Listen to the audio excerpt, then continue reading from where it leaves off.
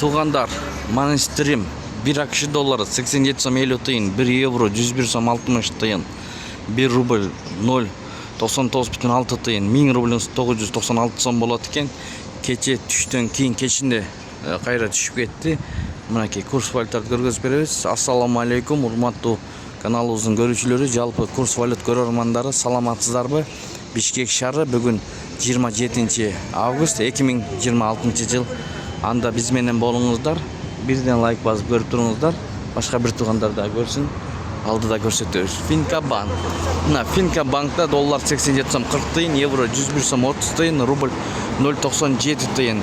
Бул жерде алат рубльди. Каалашынча алат. 0,97 тиындан. Тенге 0,17 тиын. Кээ бир банктар 1,02, 1 кылып алган, алар албайт. Эгерде Орусиядан салсаңыздар, ошол 1,02ден алмаштырып берет. Мындай сырттан кирип аласызбы десеңиздер, албайт.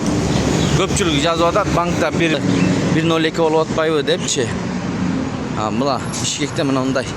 Эко Исламик банкта доллар 87 сом 40 тиын, рубль 0,98 тиын. Кече 0,96 тиын болчу. Бүгүн бир аз көтөрүп коюп 0,98 тиын. Сатуу өтө кымбат. 1,055 тенге 0,17,5 тиын.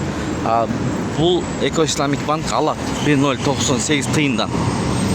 Тугандар, ата акча алмаштыруу жайында доллар 87 сом 50 тиын, евро 101 сом 50 тиын, рубль 0,99 тиын, алынышы, сатылышы 1,01 тенге 0,19 тиын, фунт 116 сом 20 тиын.